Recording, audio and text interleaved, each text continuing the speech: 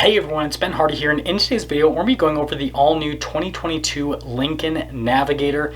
In the first part of this video, we're going to talk about the changes for 2022. Then we're going to get into why this new Navigator is important and kind of my overall thoughts on it. And with all that being said, let's get straight into the video. So let's get straight into what is new for the 2022 model year with the Navigator. So this is more of a refresh rather than a full-on redesign. So what they are changing with the Navigator is on the exterior, they're slightly changing the styling. So the overall facade of the car is going to be the same, but they did some tweaks to the headlights and the taillights to make it look a little bit more modern. You guys will see that in the photos with today's videos. I definitely like the look of the Navigator with these changes. I think it looks a whole lot better compared to what they had prior. So I definitely think it's a step in the right direction and looks super similar to what you see on like the Aviator, for example, especially with the taillights. Moving from that to the interior, you can now get a 13-inch display. Yes, it's 13 inches, pretty crazy. Giant infotainment system, and again, you guys will see that in the pictures. And it is Sync 4, so it does have the newest software. So it's got the fastest response time, also looks the prettiest, and yeah.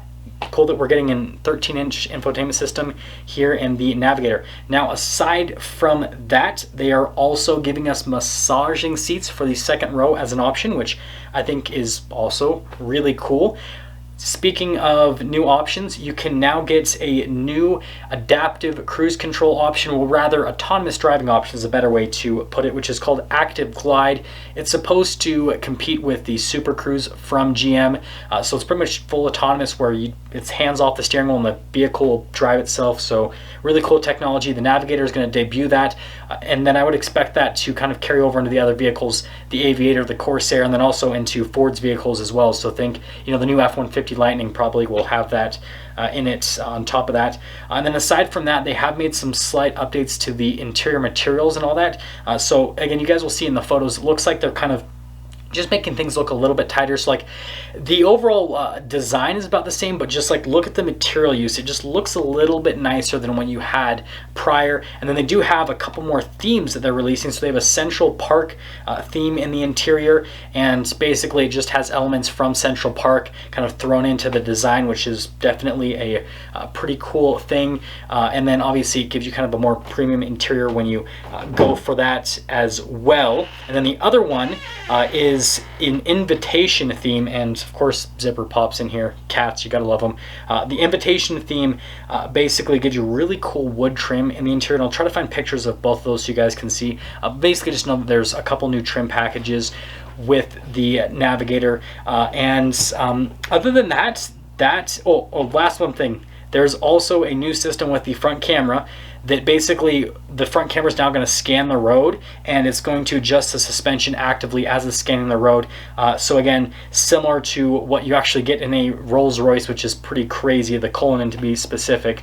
So that's also a new thing. But yeah, those are the updates pretty much. So powertrain, transmission, all that kind of stuff staying the same. Again, it's just kind of some new tech bits, some new luxury bits to really make it compete in the segment. Now let's get into what my overall thoughts are here on this new Navigator, and then also just kind of why this is important. So first off, we'll actually start on the importance. So the reason why this new Navigator is actually important is they did need to update this because of the new Escalade, and then also because of the Grand Wagoneer from Jeep. So first off, with the new Escalade, you guys know that I did a whole fun series with that, even took it off-road, and the new Escalade's really nice, actually. A lot of people are saying, oh, it's just a rebadged Tahoe, it's just a rebadged Yukon. It's not. It has a really nice custom interior. The exterior styling, I actually really like it, especially in person. And overall, it's a really nice full-size luxury SUV. Has an amazing sound system, and just the design of it and the feel of it, it just feels very high-end.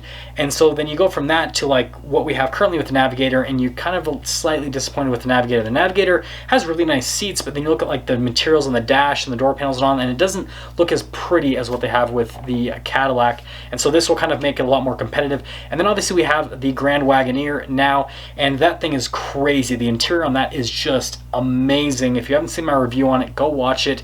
It's just the nicest luxury SUV in the segment from an interior perspective, at least, and that's because they basically took $200,000 Range Rovers and benchmarked those in terms of what they're trying to go for from an interior perspective with the new Grand Wagoneer.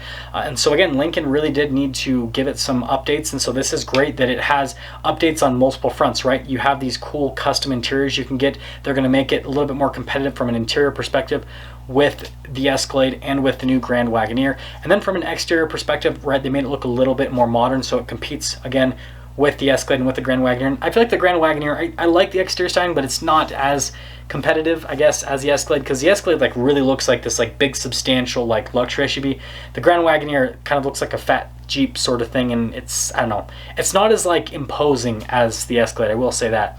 So the Navigator really needed to just kind of bring things up to compete more with the Escalade rather than the Grand Wagoneer from an exterior styling perspective.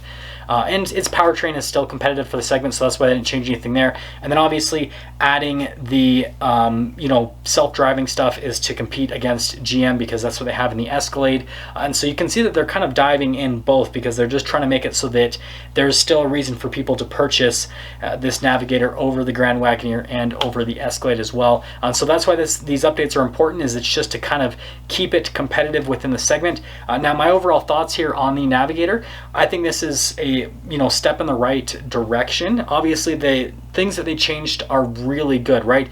Sometimes when you get these slight refreshes, they just kind of like slightly change the exterior and that's it. This is actually a really good refresh, because again, getting new interior packages, getting some new technology as well, some added luxury features, aka massaging second row seats. It's all really good stuff, and so I think this is a really good refresh. I'm actually really excited for this. The one thing that I will say is I'm hoping that they're planning to do a full redesign soon, because the Navigator at this point, it's not super old, right? The first year was the 2018 model year, but it is getting to that point, especially with how fast things move in the industry, where they're going to need to do a redesign within the next year or so just to really stay competitive within the segment. And on top of that, right, with what Ford wants to do and with what Lincoln wants to do, they always want to lead the segment rather than just stay competitive. And so I think that that's also a good reason to redesign, so that it can just be way above and beyond what Cadillac's doing and what Jeep is doing in that particular segment. And so again, I think it's a step in the right direction, but I think we need just a little bit more on top of what we're getting in the next few years. But again, I'm excited for it. Now, that is going to sum things up for our video going over the all-new Lincoln Navigator. Well, not all-new, rather, the refreshed Lincoln Navigator. And I'm really excited to review one. I should be able to get my hands on one pretty soon, actually, because something that's nice about these lighter refreshes is the manufacturer is able to get them out quicker than when vehicles are fully redesigned from a production standpoint. So then I'm usually able to get these vehicles a little bit sooner as well. So pretty excited on that. But what I want you guys to do is actually in the comment section down below, I want you to suggest, like, I want to start selling with our channel.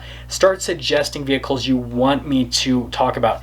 They can be vehicles that are just like concept cars, or stuff that is going to be released that I just haven't talked about yet, so we can kind of again start that like back and forth relationship with the channel now that we're kind of finally consistent with it and starting to grow as well. So I'd really appreciate that. And then as always, if you are stopping for the first time, I'd really appreciate it if you'd subscribe, comment down below what you think, and yeah, I'll see you guys.